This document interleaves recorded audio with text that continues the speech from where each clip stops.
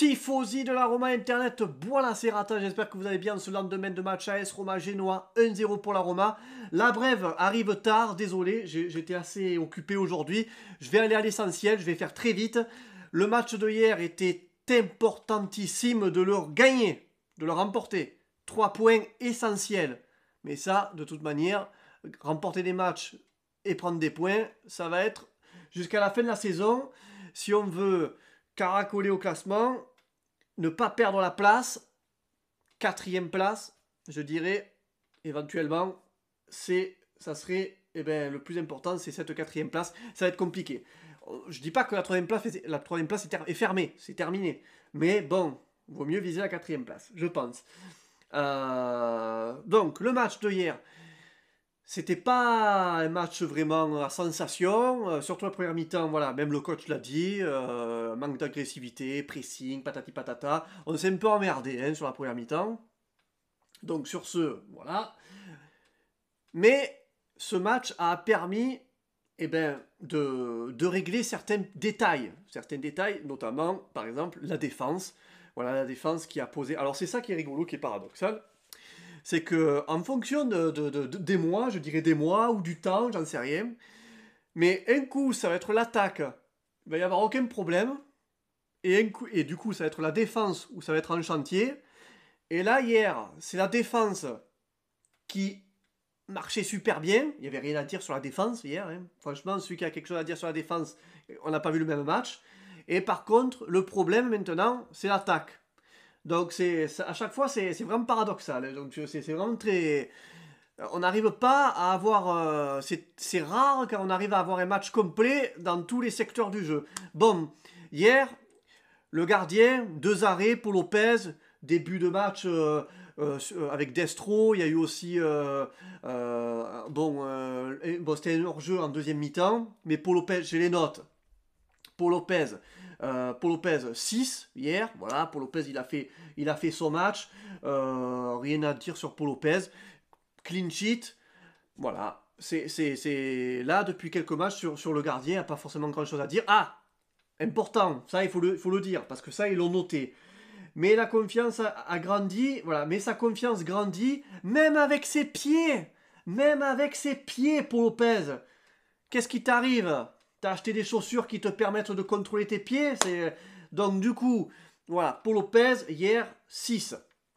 Le Fonseca, 6-5. Il a identifié les difficultés à la veille du match et a montré qu'il avait trouvé les solutions nécessaires. Alors là, par contre, je ne suis pas d'accord avec cette phrase. Il sait maintenant que son équipe peut gagner, même si elle souffre. Il le sait, d'accord, mais ça ne veut pas dire que tu vas gagner à chaque coup. Gagner tous les matchs à la fin de la saison, franchement, je signe si on y arrive, mais ça va être compliqué. Le meilleur du match, Smalling, 7-5, voilà, un départ tonitruant, impérial, rien à dire sur lui. La défense hier a été exceptionnelle. Mancini, 7, il est en train de confirmer, voilà, petit à petit, tous les matchs, il confirme, voilà, que il est titulaire, il est indispensable, il a du caractère, vraiment important, Mancini. Et Cristante à gauche, Fonseca l'a utilisé à la gauche, match état d'esprit, sacrifice, la marque de fabrique, il s'adapte, voilà, il s'est adapté en défenseur central comme en défenseur gauche. Où que vous le mettiez, il est bon. Bon, faut voir un peu s'il va être bon en milieu, hein, Cristante, mais bon, c'est en défense, voilà, Cristante, il fait le taf. Donc ceux qui critiquent Cristante, j'ai vu un ou deux messages sur Cristante, je comprends pas. Parce que Cristante, là, pour l'instant, à part le fait que ce couillon, il s'est mis 2 contre son camp, à part ça, j'ai rien à dire sur Cristante. Voilà, j'ai rien à dire sur lui. Karsdorp, voilà, sa nouvelle arme supplémentaire, sa vitesse, 6-5 pour Karsdorp, 7 pour Cristante. Diawara, 6-5, rien à dire. Il a récupéré le mécanisme de Florence. Voilà, il repart sur le chapeau de roue. Voilà, Diawara, un peu tendre dans la préparation du jeu, mais voilà, en confiance sur ce match. Mais sinon, voilà, Pellegrini, 7. Pellegrini impliqué sur 10 buts depuis le début de cette saison de Serie A, en Serie A. Voilà, moi, Pellegrini, il remplace Verretou, donc il jouait plus bas. Un travail de l'ombre. Un travail de l'ombre, Pellegrini. Ceux qui trouvent que Pellegrini est pas bon, que Pellegrini, plein de, je sais pas, ils apprécient pas, je sais pas s'ils apprécient Pellegrini, son jeu ou le personnage, mais Pellegrini, moi, là, sur ce qu'il propose depuis quelques matchs, je ne vous comprends pas. Pellegrini, il fait un travail de l'ombre. Et il faut quand même le souligner. J'ai pas les stats, mais elles sont quand même, voilà, sur le match de hier, mais elles sont quand même pas mal. Donc, et puis en plus de ça, corner pour Mancini, le but de la tête. But aussi qui a été validé vis-à-vis de Milan. Donc ça aussi, des fois, et ça a été écrit d'ailleurs par rapport... Ouais, il n'a pas à se plaindre de Guida cette fois, Mancini, sur le but. Donc ça aussi, c'est vraiment l'appréciation de l'arbitre. Donc Pellegrini, à part son coup franc, parce que ça, il y a tout le monde qui l'a retenu, c'est son coup franc dégueulasse, ras de terre, parce qu'il a voulu faire passer sous la défense. Bref, fait un bon corner. Après, oui, il faut encore qu'il s'entraîne, les corners, les coups francs, on est d'accord, il n'y a pas de problème. Mais un coup franc qui permet de marquer un but pour Mancini. Pellegrini, travailleur de l'ombre, capitaine, il endosse le costume du travailleur. Voilà. Pérez, 6. La récupération d'un pur défenseur qui recevrait de tonnerres d'applaudissements si la foule avait été là. Au moins d'une période un peu compliquée à passer, voilà, il s'est réveillé lorsqu'il a été appelé à attaquer. Voilà. Pedro, eh ben bon match hier de Pedro. Mais voilà, Pedro, le problème, c'est que je pense, et ça on l'a dit hier dans le débrief, je sais pas s'il a un petit problème de... Alors c'est vrai que Pedro, il a joué avec les plus grands. Et, et il a une façon de jouer. Est-ce qu'il n'est pas à 2 secondes d'avance vis-à-vis des autres? Il est peut-être il joue dans le futur, Pedro, à mon avis. Et c'est ça qui le bloque. Parce qu'en fait, au final, Pedro, il joue très bien. Mais c'est le dernier geste qui pêche. Et je pense que si les autres étaient un peu plus rapides, peut-être un peu plus vifs, un peu comme lui, ça irait peut-être un peu mieux. Je pense qu'en fait, Pedro, il est trop en avance sur son temps vis-à-vis de l'équipe. Donc en fait, il faudrait trouver le juste milieu et qu'il arrive à s'adapter aux autres. Parce que quand ils sont 11 sur le terrain et qu'il y en a un peu comme lui qui est tout foufou, vivace, à mon avis, il doit s'adapter aux autres plutôt que les 10 autres s'adapter à lui. Mais voilà, hier, Pedro, rien à dire, à part, voilà, ça cafouille au dernier geste, Pedro. Mais je pense que voilà, ça va commencer un petit peu à, à revenir. Voilà, son niveau du début va peut-être commencer à revenir. 6-5 pour Pedro.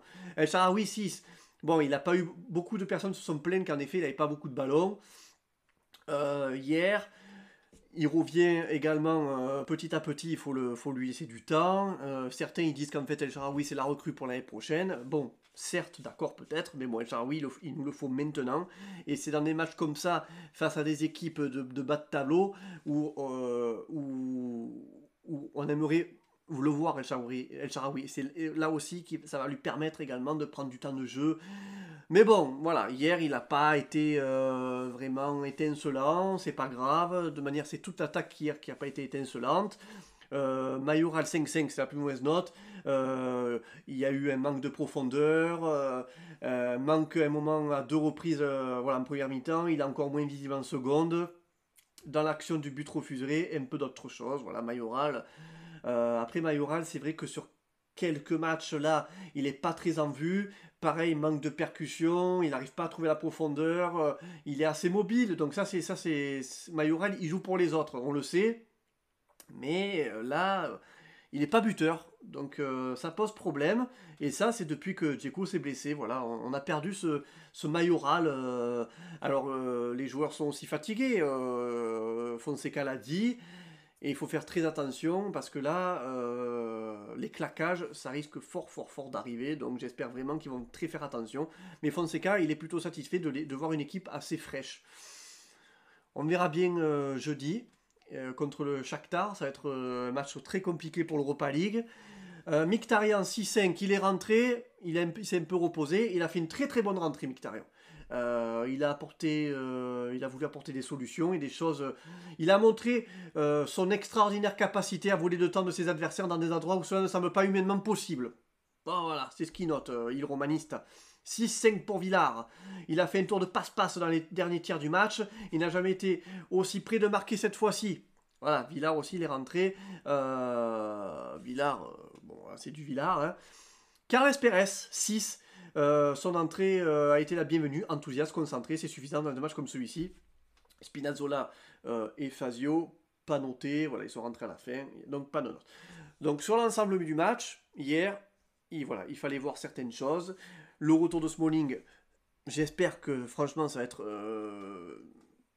pour la suite de bon augure. Franchement, de voir Smalling hier, ça nous a fait plaisir. Plus d'un mois d'absence. Hier, il revient avec fraîchement au top, Smalling. Donc, c'est vraiment. Ça annonce de bonnes choses pour la défense, pour le futur. Donc voilà, de retrouver tous nos joueurs, c'est vraiment très très très très très bien. Maintenant, c'est l'attaque. Maintenant, l'attaque, le problème, c'est là. J'espère qu'ils vont arriver à se roder. J'espère qu'ils vont arriver à trouver des solutions. Il faudrait peut-être que Fonseca maintenant réutilise un petit peu Carles Pérez, qu'il le remette dans le bain, parce que c'est un petit peu comme pour lui. On l'a un peu trop enterré ce joueur, et je pense qu'on pourrait lui donner à nouveau sa chance à Carles Pérez. Donc j'espère vraiment le revoir très prochainement, Carles Pérez. Donc match hier pas très, c'était pas le match de l'année, hein, d'accord, on est tous d'accord, mais le point était très très très important. Et je suis à demi mesuré parce que en fait, je pense que l'équipe va pouvoir faire de très bonnes choses par la suite.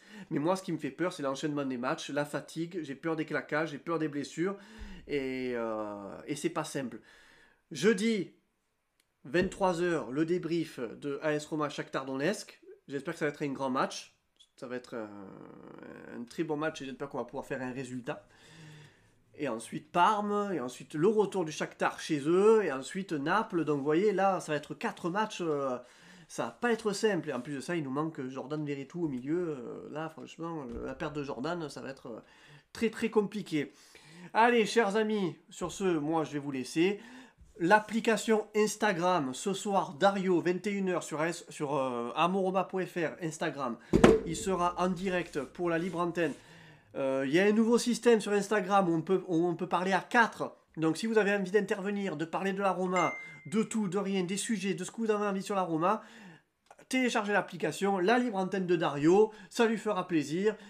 Il organise son temps pour vous. Et nous, on se retrouve donc du coup jeudi, 23 h, le débrief, AS Roma Shakhtar Donetsk, l'Europa League, avec le critiqueur, le petit farfadet des forêts, et 101% Romanista, Davy. Je vous souhaite à tous une très bonne soirée, et à jeudi. Ciao ciao, Forza Roma.